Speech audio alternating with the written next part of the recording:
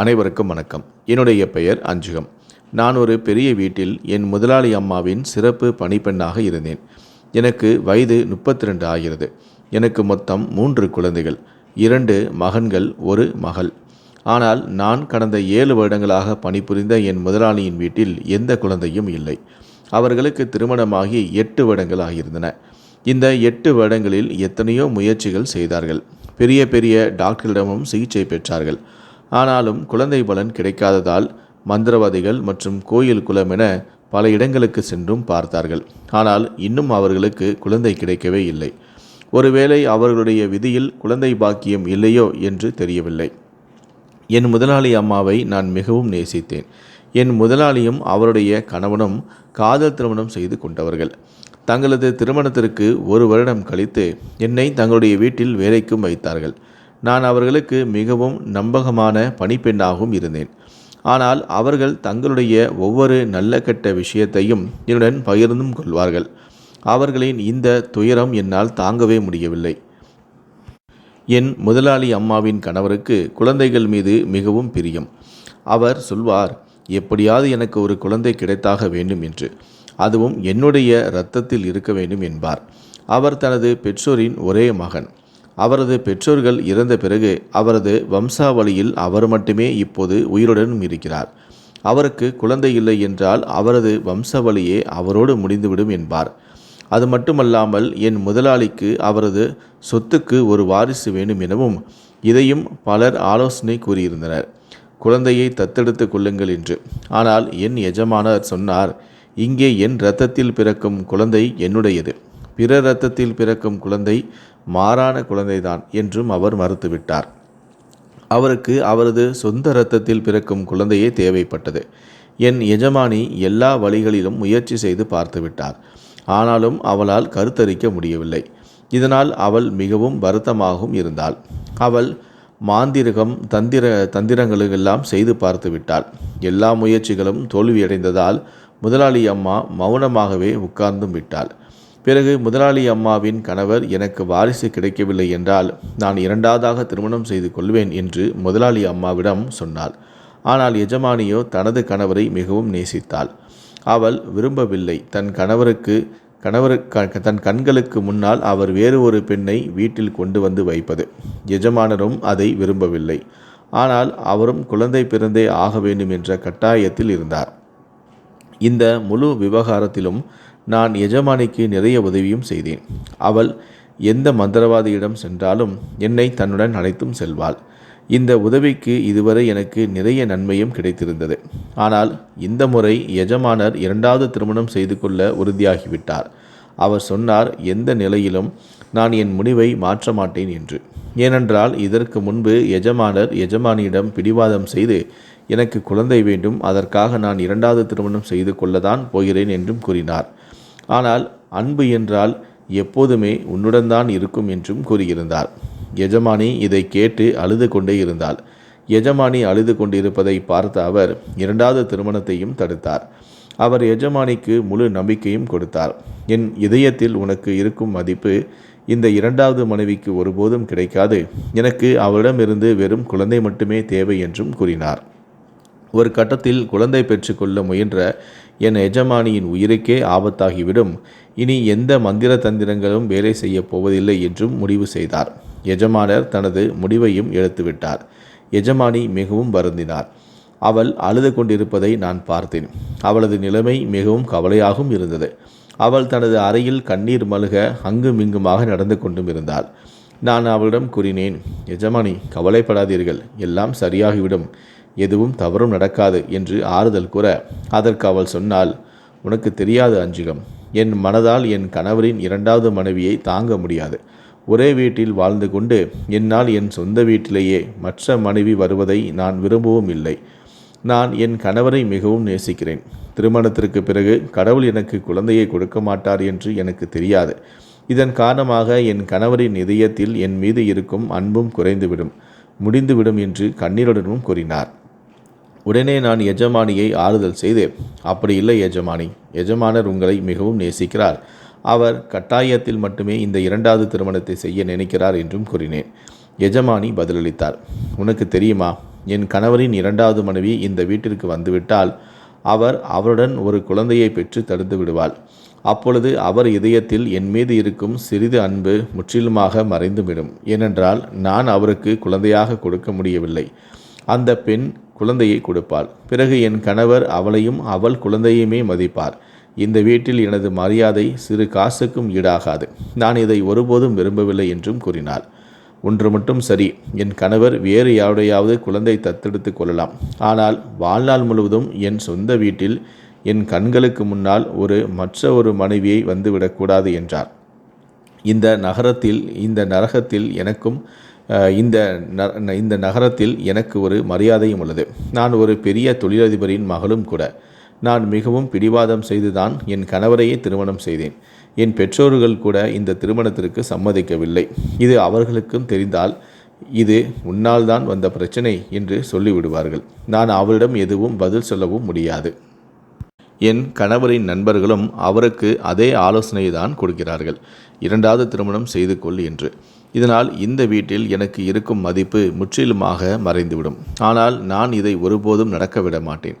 எப்படியாவது ஒரு வழியை கண்டுபிடித்தே தீருவேன் என்று மிகவும் பிடிவாதம் செய்தாள். எஜமானி மிகவும் குழப்பமடைந்திருந்தாள். திடீரென அவள் அங்கும் இங்குமாக நடந்து கொண்டிருந்தபடியே நின்றுவிட்டு என் முகத்தை சற்று மாற்றமாக பார்வையால் பார்த்தாள். நானும் அவளை தான் பார்த்து கொண்டிருந்தேன். நான் யோசித்தேன், என்னிடம் என்ன வேலை வந்துவிட்டது, ஏன் இப்படி என்னை பார்க்கிறாள் என்று. அப்பொழுது திடீரென எஜமானி கேட்டாள், அஞ்சுகம், நீ எனக்கு ஒரு உதவி செய்வாயா என்று. அவள் என் கண்களுக்குள் பார்த்து கொண்டே என் கைகளை பிடித்து இந்த கேள்வியை கேட்டபோது நான் மலைத்து போனேன். நான் சொன்னேன், ஆமாம், நான் எப்போதுமே உங்களுக்கு வேலை செய்ய தயாராக இருக்கிறேன் என்றேன். அதை கேட்கவே தேவையில்லை, நான் எப்போதும் உனக்கு உதவுவேன், ஏனென்றால் அது என்னுடைய கடமை என்றேன். நான் உங்களுக்கு என்ன உதவி செய்ய வேண்டும் என என் எஜமானியிடம் கேட்க அவர் சொன்னால், நான் இன்று உன்னிடம் ஒரு உதவியை கேட்கப் போகிறேன், அதற்கு நீ ஒருபோதும் ஒத்துக்கொள்ள மாட்டாய் என்று அவள் கூறினாள். அவளுடைய வார்த்தைகள் என்னை அதிர்ச்சிக்குள்ளாக்கின. இது என்ன வேலை, என்னால் முடியாத உதவி எது என்று நான் யோசித்தேன். பிறகு நான் அவளிடம் உறுதியாக சொன்னேன், எஜமானி, நான் எல்லா வகையிலும் உங்களுக்கு உதவ முயற்சிப்பேன். நான் உங்களுக்கு உதவ மறுப்பது எப்படி சாத்தியம்? நான் மறுப்பேன் என்று நீங்கள் எப்படி நினைத்தீர்கள் என்றும் கூறினேன். அவள் மௌனமாக சொன்னால், நான் இப்போது உன்னிடம் சொல்லப்போகிற விஷயம், அதை கேட்பது உனக்கு ஆச்சரியமாக இருக்கலாம். இதை செய்வதற்கு நீயும் நிச்சயம் மறுக்கத்தான் செய்வாய் என்று என் எஜமானி கூறினார். அவளுடைய வார்த்தைகளை கேட்டு நான் உண்மையில் அதிர்ச்சி அடைந்தேன். இறுதியாக அவள் என்னிடம் என்ன உதவி கேட்கப் போகிறாள் என்று நான் பயத்துடனே இருந்தேன். ஆனால் அடுத்த நிமிடமே அவள் என் கண்களுக்குள் பார்த்து கொண்டு ஒரு உதவியை கேட்டாள். அதை கேட்டதுமே என் கால்களும் நிலை தடுமாறியது. எஜமானியின் வார்த்தைகளை கேட்டு ஒரு கணம் நான் அப்படியே மரத்து போனேன். அவள் என் முக பாவனையை பார்த்துவிட்டு நான் குழப்பமடைந்து விட்டேன் என்பதையும் புரிந்து கொண்டாள்.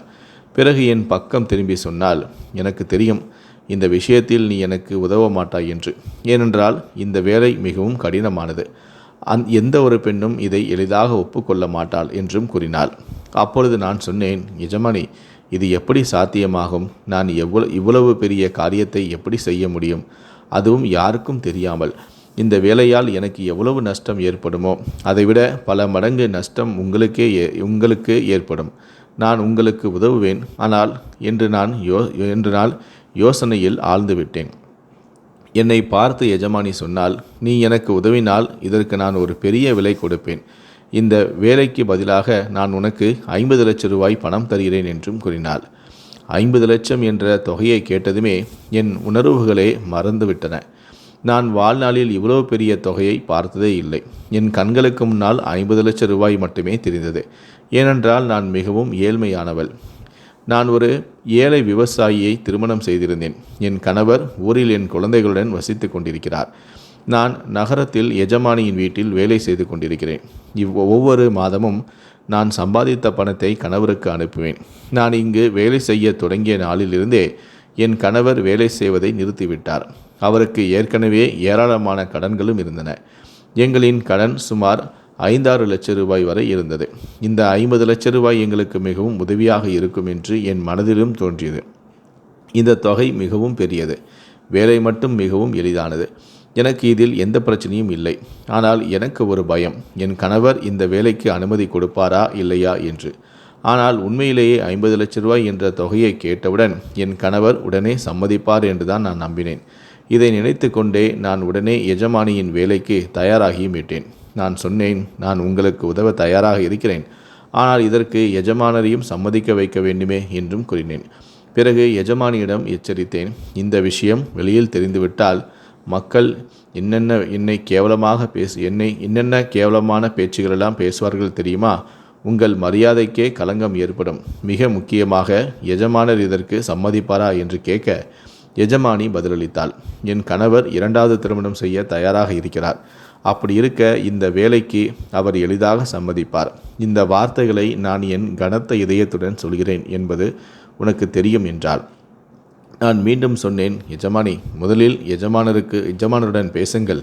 அதன் பிறகு இந்த வேலையை தொடங்குவோம். இது மிகப்பெரிய மற்றும் ஆபத்தான வேலை. நீங்கள் சரியாக சிந்தித்து முடிவு செய்யுங்கள் என்றும் கூறினேன். எஜமானியும் உறுதியுடன் சொன்னால், இது பெரிய விஷயம்தான், ஆனால் இது செய்யக்கூடிய கட்டாயத்தில் இருக்கிறோம் என்றும் கூறினாள். நான் எச்சரித்தேன், மீண்டும் ஒருமுறை யோசியுங்கள், பிறகு வருத்தப்படக்கூடாது என்றும் கூறினேன். எஜமானி கூறினால், நான் மிகவும் கஷ்டப்பட்டு இந்த முடிவை எடுத்துள்ளேன். இனி நான் பின்வாங்கப் போவதில்லை. நீ என் கவலையை பற்றி சிந்திக்காதே. என்னால் என்னை கட்டுப்படுத்தி கொள்ள முடியும். நீயே இந்த உதவியை செய்ய தயாராகிவிடு. எல்லாம் பாழாகிவிடக்கூடாது என்றாள். எஜமானி தனது முடிவில் உறுதியாக இருந்தாள். அவள் பின்வாங்குபவர்களில் ஒருவர் அல்ல. அவள் சொன்னால், நான் வாழ்நாள் முழுவதும் ஒரு 2வது மனைவியை என்னால் தாங்க முடியாது. ஆனால் ஒரு இரவின் கஷ்டத்தை தாங்கலாம். இதனால் தான் இதை நான் செய்ய தயாராக இருக்கிறேன். இதை செய்தே தீர வேண்டும் என்றும் கூறினாள். நானும் என் மனதை உறுதிப்படுத்தினேன். இந்த வேலை எனக்கு மிகப்பெரிய சவாலாகவும் இருந்தது. முதலில் என் கணவரின் அனுமதி பெற வேண்டும். பிறகு இந்த வேலையை நிறைவேற்ற வேண்டும். இது உண்மையிலேயே மனதை உலுக்கும் செயலாக இருந்தது. என் கணவர் அனுமதி கொடுத்தால் நான் எஜமானிக்கு எல்லா வகையிலும் உதவ தயாராக இருப்பேன். மேலும் இந்த விஷயத்தை ரகசியமாக வைத்து மக்களுக்கு தெரியாமல் இந்த வேலையை முடிக்க வேண்டும். ஏனென்றால் எஜமானியரின் ரகசியம் வெளியானால் மக்கள் அவர்களை என்ன நினைப்பார்கள் என்று மனதிலும் தோன்றியது. பிறகு எனக்கு எஜமானரை பற்றியும் கொஞ்சம் பயமாகவும் இருந்தது. ஏனென்றால் அவர் கோபம் வந்தால் மிகவும் கடுமையானவர். அவர் எஜமானியை மிகவும் நேசித்தார். ஆனால் இந்த திட்டத்தை எஜமானியே தீட்டியிருப்பதை அறிந்தால் அவர் எப்படி பதிலளிப்பார் என்று எனக்கு தெரியவில்லை. எஜமானி சொன்ன திட்டத்தில் நாங்கள் இருவரும் கவனம் செலுத்த தொடங்கினோம். நான் என் கணவருக்கு தொலைபேசியில் பேசி கொண்டிருந்தேன். எஜமானி இப்போது எஜமானர் வருவதற்கு காத்திருந்தாள். எங்கள் இருவரின் திட்டமும் இதுதான். எஜமானி கூறினால், நீ என் கணவருக்கு ஒரு குழந்தையை பெற்று தரப்போகிறாய். ஏனென்றால் நான் வாழ்நாள் முழுவதும் 2வது மனைவியை தாங்க முடியாது. ஆனால் ஒரே ஒரு நாளுக்கு குழந்தைக்காக மட்டும் என் கணவர் வேறு ஒரு பெண்ணுடன் இருப்பதை நான் தாங்கிக் கொள்வேன். இது வெறும் ஒரு இரவுதான் என்றும் கூறினாள். எஜமானி விளக்கினாள், நீ என் இடத்தில் என் அறைக்கு செல்வாய். என் கணவருடன் உறவு கொள்வாய். நீ கர்ப்பமாகும்போது குழந்தை பிறந்தவுடன் அதை எங்களுக்கு திருப்பி தருவாய். இதற்கு பதிலாக நான் உனக்கு 50 லட்ச ரூபாய் தருகிறேன் என்றும் கூறினாள். ஆனால் இது எளிதான தேர்வு அல்ல. ஒரு பெண்ணுக்கு தன் கணவர் வேறு ஒரு பெண்ணுடன் இருக்கும் காட்சியை ஏற்றுக்கொள்வது மிகவும் கடினம். இது எஜமானியின் பெரிய கட்டமாக இருந்தது. ஆனால் எனக்கு எஜமானி ஒரு கடுமையான நிபந்தனையும் கூறினாள். அஞ்சுகம், என்னை மன்னித்துவிடு. ஆண்களின் இயல்பு எப்போதுமே மாறக்கூடியது. அதனால்தான் நான் இதை சொல்கிறேன். குழந்தை பிறந்தவுடன் நீ உன் கணவருடன் உன் கிராமத்துக்கு சென்றுவிடு. அதன் பிறகு நாங்கள் உன்னை எங்கள் வீட்டில் வேலைக்கு வைத்து கொள்ள முடியாது என்றும் கூறினாள். இந்த வார்த்தைகள் என்னை மிகவும் வருத்தின. நான் கேட்டேன், அப்படியென்றால் நான் எங்கே வேலை செய்வேன்? என் குடும்பம் எப்படி நடக்கும் என்றேன். உடனே எஜமானி பதிலளித்தாள், 50 லட்சம் கிடைத்தவுடன் உனக்கு வேலை தேவையே இருக்காது. இன்னும் ஏதேனும் பிரச்சனை வந்தால் என் ஃபோன் நம்பர் உன்னிடம் உள்ளது. என்னை அழைத்தால் உனக்கு தேவையான பணத்தை நான் அனுப்பி வைக்கிறேன் என்றும் கூறினாள். நான் உனக்கு எந்த உதவியானாலும் அதை செய்து கொண்டே இருப்பேன் எனவும், ஏனென்றால் நான் உங்களுக்கு என் வாழ்நாள் முழுவதும் நன்றி செலுத்துபவளாக இருப்பேன் எனவும் கூறினார். அதனால் நான் வாழ்நாள் முழுவதும் உங்களுக்கு உதவி செய்து கொண்டே இருப்பேன் என்றும் என் எஜமானி சொன்னபோது நான் மிகவும் மகிழ்ச்சி அடைந்தேன்.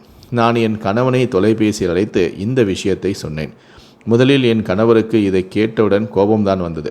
ஏனென்றால் அவர் ஒரு ஆண். எந்த ஆணும் தன் மனைவியை வேறு ஒரு ஆணிடம் ஒப்படைக்க விரும்ப மாட்டான்.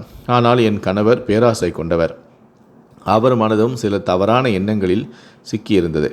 எனக்கு ஒரு மகள் இருந்தாள். அவள் தன் 2 சகோதரர்களையும் கவனித்தும் கொண்டும் இருந்தாள்.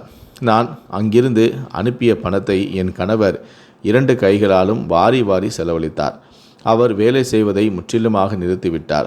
என் பணத்தை வைத்தே ஆடம்பரமான வாழ்க்கையும் நடத்தினார். முன்பு அவர் ஒரு விவசாயியாக கடின உழைப்பில் பணம் சம்பாதித்தார். ஆனால் நான் ஒரு பெரிய தவறு செய்துவிட்டேன். நான் வேலை செய்ய ஆரம்பித்து விட்டேன். ₹1,00,000 பணம் என்று கேட்டதுமே என் கணவர் உடனே அனுமதி கொடுத்து விட்டார். அவருக்கு எந்த ஆட்சேபனையும் இல்லை என்றும் சொன்னார். அவருக்கு பணம்தான் முக்கியம் என்றார். நான் என் எஜமானியிடம் என் கணவர் சம்மதித்து விட்டார் என்று சொன்னபோது எஜமானி மிகவும் மகிழ்ச்சியும் அடைந்தார். எஜமானி அவளுடைய கணவரும் சம்மதித்து விட்டார் என்று சொன்னபோது முதலில் அவர் கொஞ்சம் கோபம் காட்டினார். ஆனால் அவருக்கு பிள்ளை வாழ்வு வேண்டும், தன் இரத்தம் அந்த குழந்தையின் உடலில் ஓட வேண்டும் என்று விரும்பினார். அதனால் அவரும் இந்த ஏற்பாட்டிற்கு சம்மதித்தார். இரவு வந்ததும் எஜமானி என்னை எஜமானியின் அறைக்கு அனுப்பி வைத்தார். அன்று நான் எஜமானியின் கண்களில் கண்ணீரை கண்டேன். அவர் தவிப்பதையும் பார்த்தேன். தண்ணீர் இல்லாமல் மீன் தவிப்பதைப் போல. சில நேரங்களில் பெண்கள் மிகவும் கடினமான சூழ்நிலைக்கு தள்ளப்படுகிறார்கள். அன்றிரவு நாங்கள் நினைத்தது போலவே எல்லாமே முடிந்தது. என் எஜமானி என்னை நகரத்தின் சிறந்த மருத்துவரிடம் அழைத்தும் சென்றார்கள். மருத்துவர் எனக்கு நல்ல செய்தியை சொன்னபோது எஜமானியும் எஜமானும் மிகவும் மகிழ்ச்சி அடைந்தனர். எஜமானியை விட எஜமான் அதிக மகிழ்ச்சி அடைந்தார். அவரது மகிழ்ச்சிக்கு அளவே இல்லை. முதல் வெற்றி எங்களுக்குள் கிடைத்துவிட்டது. கடவுள் எங்களை அதிகம் காத்திருக்க வைக்கவும் இல்லை. வழி முழுவதும் என் கண்களுக்கு முன்னால் ₹1,00,000 பணம் தெரிந்தது. அதே சமயம் எஜமானியும் மிகவும் மகிழ்ச்சி அடைந்திருப்பதையும் நான் கவனித்தேன். அவர்களின் கண்களுக்கு முன்னால் குழந்தையின் காட்சியும் தெரிந்தது. தன்னுடைய அனைத்து உறவினர்களிடமும் எஜமான் இந்த செய்தியை பரப்பிவிட்டார். எஜமானி கர்ப்பமாக இருக்கிறார் என்று. ஏனென்றால் இந்த குழந்தை எஜமானியின் கர்ப்பத்தில் இல்லாமல் என்னுடைய கர்ப்பத்தில் பிறக்கப் போகிறது என்பதை யாருக்கும் சொல்லக்கூடாது. எஜமானின் உறவினர்களும் அனைவரும் மிகவும் மகிழ்ச்சியடைந்தனர். ஏனென்றால் எஜமானும் 2வது திருமணம் செய்து கொள்ள விரும்பவில்லை. அவர் கட்டாயத்தில் மட்டுமே இதை செய்ய முயற்சி செய்து கொண்டிருந்தார். எஜமான் 2வது திருமணம் செய்து கொள்ள விரும்பினால் அவர் பல ஆண்டுகளுக்கு முன்பே அதை செய்தும் இருப்பார். மக்கள் குழந்தை இல்லாவிட்டால் 2-3 ஆண்டுகளுக்குள் 2வது திருமணத்திற்கான வேலைகளை தொடங்கிவிடுவார்கள். ஆனால் எஜமானோ இன்னும் பொறுமையாக இருந்தார். மேலும் அவர் மிகவும் பணக்காரர். எந்த பெண்ணும் எளிதாக அவரை மணந்து கொள்ளவும் தயாராக இருப்பாள். ஆனால் இந்த முறை அவர் உறுதியான முடிவை எடுத்துவிட்டார். சமூகத்தின் மற்றும் உறவினர்களின் அழுத்தத்தின் கீழ் அவர் 2வது திருமணத்திற்கு உடன்பட்டிருந்தார். இப்போது அவர்கள் இருவருமே நிம்மதியாக இருக்கலாம். ஏனென்றால் பல ஆண்டுகளாக அவருடைய ஆசை தற்போது நிறைவேறப் போகிறது. எஜமானியின் மகிழ்ச்சியை பார்த்தபோது எனக்கு ஒரு கணம் பயமாகவும் இருந்தது. முதலில் நான் நினைத்தேன் எல்லாம் நன்றாகவே முடியும் என்று. ஆனால் நாட்கள் கடந்து கொண்டே போகும்போது எனது பதட்டம் அதிகரித்து கொண்டே இருந்தது. நான் குழப்பமாக இருந்தேன். அதே சமயம் எஜமானியும் தங்களுடைய குழந்தை வருவதை பற்றி கனவு கொண்டிருந்தனர். அந்த தம்பதியினர் என்னை மிகவும் கவனித்தும் கொண்டனர். நான் அவர்களின் வீட்டில் தங்கியிருப்பதும் பல ஆண்டுகளாக அவர்களுக்கு சேவை செய்து வருவதும் எனக்கு மிகவும் நன்றாக இருந்தது. இன்று கடவுள் அந்த நேரத்தையும் கொண்டு வந்து விட்டார். இந்த தம்பதியினர் என்னை இப்படி கவனித்து கொண்டிருந்தனர். என்னைப் போலவே நான் இந்த வீட்டின் எஜமானியாக இருப்பது போல அவர்கள் என் வேலைக்காரர்களாக இருப்பது போல என்னை பார்த்தும் கொண்டனர். ஆனால் எங்களுக்கு ஒரு புதிய பிரச்சனையும் வந்துவிட்டது. எஜமானியின் உறவினர்களுக்கு அவர் கர்ப்பமாக இருப்பதாக தெரிந்ததும் பலர் அவரை பார்க்கவும் வந்தனர். அவர்கள் பல்வேறு கேள்விகளையும் கேட்டனர். ஆனால் எஜமானி உண்மையிலேயே கர்ப்பமாக இல்லாததால் ஒவ்வொரு கேள்விக்கும் பதில் சொல்ல முடியவில்லை. இந்த குழப்பத்தால் என் எஜமானி கஷ்டப்பட எஜமான் சொன்னார், இந்த பங்களாவில் இருப்பது சரியல்ல. இங்கே யாராவது வந்து கொண்டேதான் இருப்பார்கள். மேலும் எஜமானி கர்ப்பமாக இருப்பதை சிலரால் நம்பவே முடியவில்லை. எஜமான் கவலைப்பட்டார். எல்லோருக்கும் ஏதோ சந்தேகம் வந்துவிடக்கூடாது என்று. இவ்வளவு பேர் வருவதால் எஜமானிக்கு எனக்கும் தொந்தரவாக இருந்தது. எஜமானிக்கு ஓய்வும் தேவைப்பட்டது.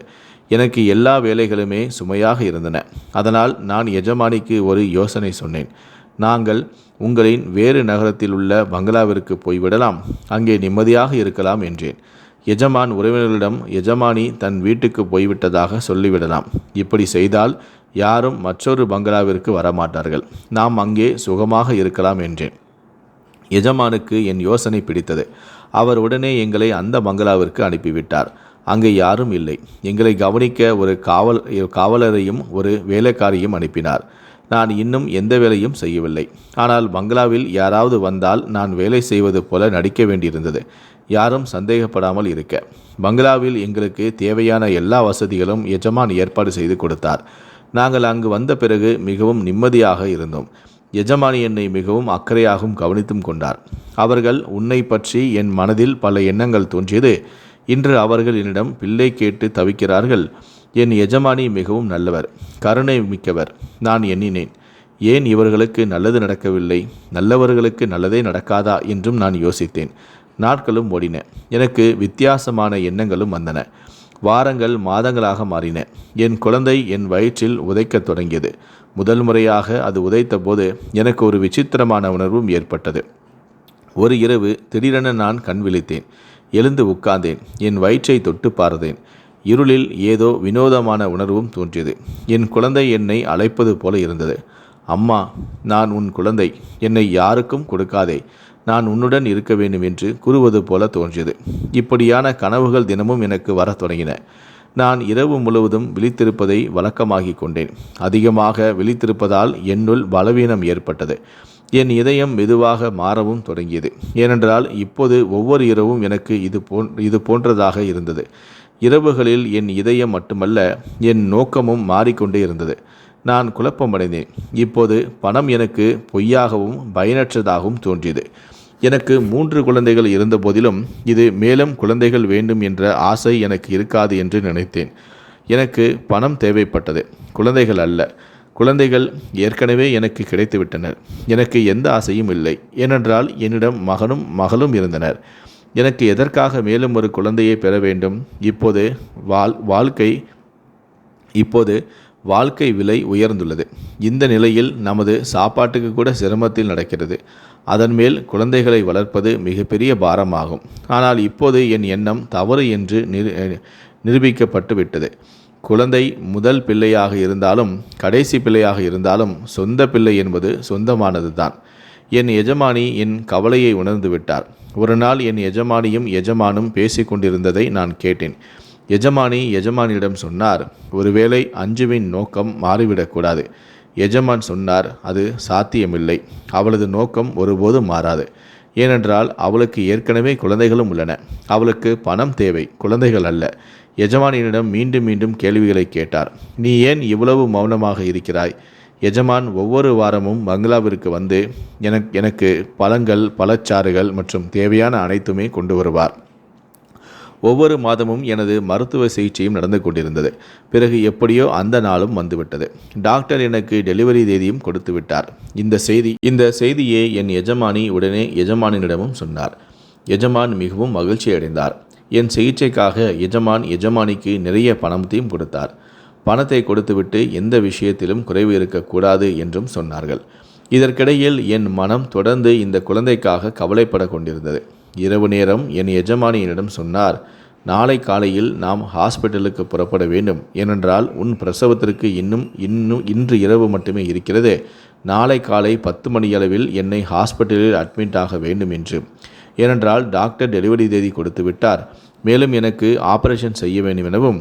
இதை கேட்டு எனக்கு பயமும் ஏற்பட்டது. எனக்கு ஆபரேஷன் ஆகுமா என்று என் மனதில் நான் நினைத்தேன். என் குழந்தையை நான் யாருக்கும் கொடுக்க மாட்டேன். இது என் குழந்தை. 50 லட்சத்திற்காக இதை வேறு யாரிடமும் ஒப்படைக்க மாட்டேன் என்று என் எண்ணத்தில் நான் உறுதியாக இருக்கவும் ஆரம்பித்தேன். இந்த குழந்தையின் தந்தை என் எஜமானாக இருந்தாலும் அதன் தாய் நான்தான். அதை பெற்றெடுக்கப் போகிறவள் நான் தான். தந்தையை விட அதிக அன்பு ஒரு தாயின் இதயத்தில் இருக்கும். அவள் 9 மாதம் துன்பத்தை அனுபவித்து அதை தன் கர்ப்பப்பையில் வைத்திருக்கிறாள். 9 மாதம் என் வயிற்றில் வைத்திருந்த என் குழந்தையை வேறு ஒரு தாயின் கைகளில் எப்படி ஒப்படைக்க முடியும்? என் உடலின் ஒரு பகுதியை நான் வேறு யாரிடமும் கொடுக்க முடியாது. நான் முடிவு செய்துவிட்டேன். இந்த குழந்தை என்னுடையது. 50 லட்சத்திற்காகவோ 50 கோடிக்காகவோ இதை யாருக்கும் கொடுக்க மாட்டேன் என்று. என் நோக்கமும் என் திட்டமும் முழுவதுமாக மாறிவிட்டன. என் எஜமானி இரவு வந்ததுமே தன் அறைக்கு சென்று தூங்கிவிட்டார். நான் விரைவாக என் பொருட்களை பேக்கிங் செய்து கொண்டு ரகசியமாக அங்கிருந்து ஓடிவிட்டேன். எனக்கு பிரசவ வலி தொடங்கியது. ஏனென்றால் என் டெலிவரி தேதி நெருங்கிவிட்டது. நான் விரைவாக வெளியேறி இரவு பஸ் பிடித்தேன். என்னால் இனி தாங்க முடியாது என்றும் நான் உணர்ந்தேன். நான் இதுவரை ஆபரேஷன் செய்ததில்லை. என் 3 குழந்தைகளுமே சுகப்பிரசவத்தில்தான் பிறந்தன. இந்த வலிக்கு நான் பழக்கப்பட்டவள். நான் என் எஜமானி மற்றும் எஜமானனை ஏமாற்றிவிட்டு அங்கிருந்து ஓடிவிட்டேன். ஏனென்றால் எனக்கு என் குழந்தை தேவைப்பட்டது. அதை நான் வேறு யாரிடமும் கொடுக்கவும் முடியாது. பின்னால் என் எஜமானி மற்றும் எஜமானுக்கு என்ன நடக்கும் என்பதை பற்றி நான் சிந்திக்கவே விரும்பவில்லை. எனக்கு கவலை இருந்தது. ஒரே ஒன்று, என் குழந்தை, அதை காப்பாற்றுவது என் பொறுப்பு என்று. சுமார் 6 மணி நேரம் பயணத்திற்கு பிறகு நான் என் கிராமத்தை அடைந்தேன். ஆனால் இப்போது எனக்கு வலி அதிகரித்தது. நான் என் வீட்டிற்கு செல்லவில்லை. ஏனென்றால் என் கணவன் 50 லட்சத்தை எதிர்பார்த்து அங்கே காத்திருப்பான். அவனுக்கு நிறைய கடனும் இருந்தது. இந்த 9 மாதங்களில் அவன் ஏற்கனவே 50 லட்சம் ரூபாய் என்றால் எத்தனை கனவுகள் கண்டிருப்பான். நான் அவனிடம் சென்றால் அவன் என்னை மீண்டும் என் எஜமானியிடமே கொண்டு சென்று பணத்தை முழுமையாக வாங்கி விடுவான் என்று எனக்கு தெரியும். ஒரு மனிதன் தன் மனைவியை வேறு ஒரு ஆணுடன் 50 லட்சத்திற்காக பகிர்ந்து கொள்ள முடியுமானால் அவன் ஒருபோதும் அவளின் தாய்மையான உணர்வுகளை புரிந்து கொள்ளவும் மாட்டான். 50 லட்சம் பற்றி கேட்டபோது அவன் காட்டிய மகிழ்ச்சியையும் வார்த்தைகளில் விவரிக்க முடியாது. நாள் முழுவதும் அவன் யோசனையில் இருப்பான். 50 லட்சம் வந்ததுமே நான் இதை செய்வேன், அதை வாங்குவேன் என்று எத்தனையோ விதமான கனவுகளையும் அவன் கண்டிருப்பான் என்று எனக்கு தெரியும். அவனுக்கு தன் மனைவி மற்றும் குழந்தைகளை விட பணத்தின் மேல்தான் அதிகம் ஆசை. நான் கிராமத்தின் பிரபலமான மருத்துவமனையில் வேலை செய்யும் சாரதா என்ற ஒரு செவிலியர் வீட்டிற்கு சென்றேன். என் மற்ற 3 குழந்தைகளையும் இந்த பெண்மணிதான் பிரசவித்து வைத்திருந்தார். நான் சாரதாவின் வீட்டிற்கு சென்று கதவை ஓங்கி தட்டினேன். சாரதா கதவை திறந்து என்னை பார்த்ததும் மிகவும் ஆச்சரியப்பட்டாள். இந்த முறை நீ ஆரம்ப நாட்களில் என்னிடம் வரவில்லையே, உன் குழந்தைகள் எல்லாம் பெரிதாகிவிட்டார்களே, பல வருடங்களுக்கு பிறகுதான் நீ மீண்டும் குழந்தை பிறப்பது பற்றி யோசித்திருக்கிறாய் என்றாள். நான் சொன்னேன், கடவுளின் விருப்பம் இதுதான் என்று. இதை சொல்லிவிட்டு நான் மௌனமானேன். அவள் என்னிடம் மேலும் பேசவும் முயன்றாள். ஆனால் நான் சொன்னேன், அதிகம் பேச நேரமில்லை, எனக்கு வலி வருகிறது, எனது பிரசவ நேரம் வந்துவிட்டது, அதனால்தான் உங்களிடம் வந்தேன். எனக்கு என் குழந்தை பாதுகாப்பாக வேண்டும், சீக்கிரம் எனக்கு டெலிவரி செய்து கொடுங்கள் என்றேன். எனக்கு ஒரே கவலை, என் எஜமானின் ஆட்கள் இங்கு வந்துவிடக்கூடாது என்று, என் குழந்தையை பறித்துவிடக்கூடாது என்று. நான் விரைவாக என் குழந்தையை எடுத்துக்கொண்டு எங்காவது தப்பித்து செல்ல வேண்டும். என் எஜமானி மற்றும் எஜமானிடம் எனக்கு பயம். மேலும் என் கணவன் பேராசையில் இந்த குழந்தையை எஜமானியிடம் ஒப்படைத்து விடுவானோ என்ற பயமும் இருந்தது. அதனால் நான் என் வீட்டுக்கு திரும்ப போவதில்லை. பயம் மற்றும் கவலையால் என் நிலை மோசமாகியிருந்தது. நான் இதை கூட யோசிக்கவில்லை. நான் இரவோடு இரவாக அவளது வீட்டிலிருந்து ஓடிவிட்டேன் என்று தெரிந்தால் என் எஜமானி மற்றும் எஜமானுக்கு என்ன நிலைமை ஏற்படும்? முதலில் அவர்கள் என்னை தேடும் முயற்சி செய்வார்கள். அதன் பிறகு அவர்கள் இருவருமே ஒருவருக்கொருவர் என்ன பதில் சொல்வார்களோ தெரியவில்லை. அந்த நேரத்தில் எனக்கு வலி தொடங்கிவிட்டது. சாரதா என் பிரசவத்தை நடத்தினாள். 1 மணி நேரம் கடினமான முயற்சிக்கு பிறகு என் குழந்தை இந்த உலகத்தில் பிறந்தது.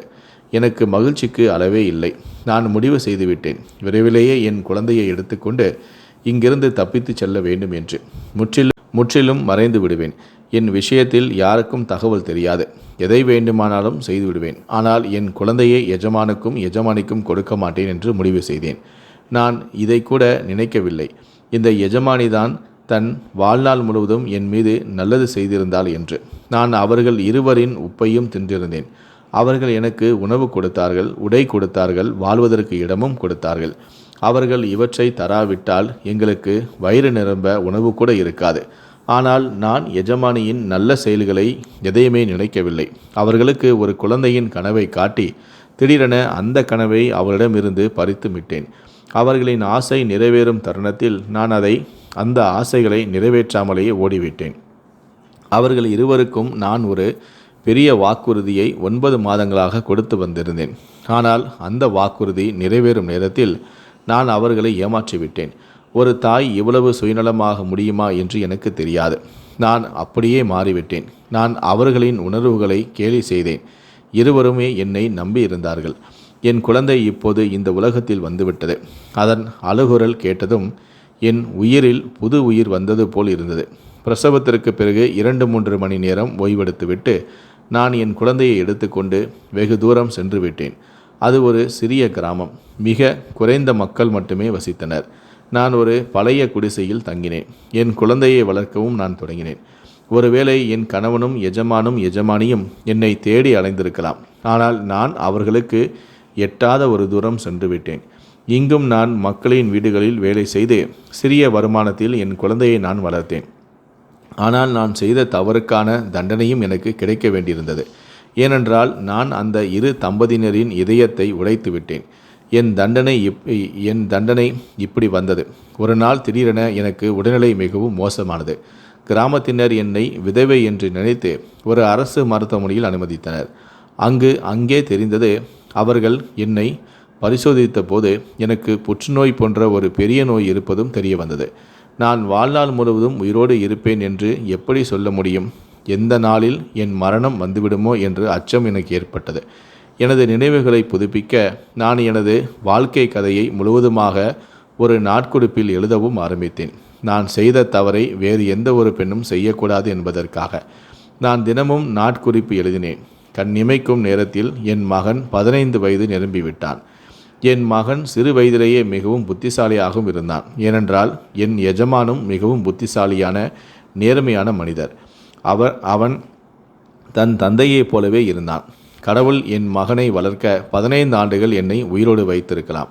ஒரு நாள் எப்படியோ என் மகன் கையில் அந்த நாட்குறிப்பு சிக்கியது. நான் அவனை கிராமத்தின் அரசு பள்ளியில் இலவசமாக படிக்க வைத்திருந்தேன். என் மகன் படிப்பில் மிகவும் சிறந்தவன். அதனால் விரைவிலேயே படிக்கவும் எழுதவும் கற்றும் கொண்டான். அவன் என் நாட்குறிப்பை படித்து விட்டான். எனது உண்மையான கதையை அவனுக்கும் தெரிந்துவிட்டது. அவன் என்னிடம் இதை பற்றி கேள்விகள் கேட்டபோது நான் மிகவும் பயந்தேன். இவனுக்கு எப்படி தெரிந்தது என்று. பிறகு அவன் என்னிடம் நாட்குறிப்பை காட்டினான். இந்த அதிர்ச்சியை நான் தாங்க முடியவில்லை. என் உடல்நிலை மோசமடைய தொடங்கியது. என் மகன் என்னை காப்பாற்ற பல வழிகளிலும் முயற்சித்தான். அந்த நாட்குறிப்பில் என் எஜமானி மற்றும் எஜமானின் வீடு இருந்த நகரத்தின் முகவரியும் எழுதப்பட்டிருந்தது. அவன் என்னை கிராமத்தில் பக்கத்து வீட்டில் ஒரு பெண்ணிடம் விட்டுவிட்டு எஜமானி மற்றும் எஜமானை தேடிச் சென்றான். என் நாட்குறிப்பையும் அவனுடன் எடுத்தும் சென்றான். நான் அவனை தடுக்க முயன்றேன். ஆனால் அவனோ கேட்கவில்லை. அவன் தனியாக சென்று எஜமானி மற்றும் எஜமானிடம் உண்மையை சொன்னான். முதலில் அவர்கள் கோபமடைந்தனர். அவன் பொய் சொல்கிறான் என்று நினைத்தனர். ஆனால் அவர்கள் அவனது முகத்தை கவனித்தபோது அதிர்ச்சியடைந்தனர். எஜமானின் கன்னத்தில் ஒரு சிறிய மச்சமும் இருந்தது. அதே மச்சம் இந்த சிறுவனின் கன்னத்திலும் இருந்தது. இது தெளிவாக காட்டியது, இந்த சிறுவன் எஜமானின் மகன்தான் என்று.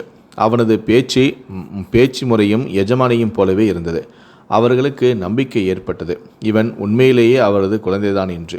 எஜமானி மற்றும் எஜமானன் தங்கள் கோபத்தால் முதலில் உதவ மறுத்தனர். ஆனால் அவன் கெஞ்சினான், நீங்கள் என்னுடன் வாருங்கள், என் அம்மாவை காப்பாற்றுங்கள், அவளை நகரத்திற்கு அழைத்து செல்ல வேண்டும், அவளுக்கு அறுவை சிகிச்சை தேவை, இல்லையென்றால் அவள் இறந்து விடுவாள் என்று. எஜமானி மற்றும் எஜமானுக்கு இதுவரை குழந்தைகள் எதுவும் இல்லை. பாவம் அவர்கள். நான் தப்பி ஓடிய பிறகு அவர்கள் குழந்தை வாழ்வதற்கான ஆசையும் விட்டுவிட்டார்கள். ஏனென்றால் முதலாளி கூறியதாவது, கடவுள் நம்முடைய வீட்டில் குழந்தை வர விரும்பவில்லை போல. கடவுளை விட மேலானது எதுவுமே இல்லை. அவர் மறுமணம் செய்து கொண்டாலும் அந்த பெண்ணின் நோக்கமும் மாறிவிடலாம். அவளின் வீட்டில் நம்பகமான வேலைக்காரியும் மாறிவிட்டாள். இவை அனைத்தையுமே அவர் நினைத்து அவர்கள் குழந்தை பற்றிய எண்ணத்தையே மனதில் இருந்து அகற்றிவிட்டார்கள்.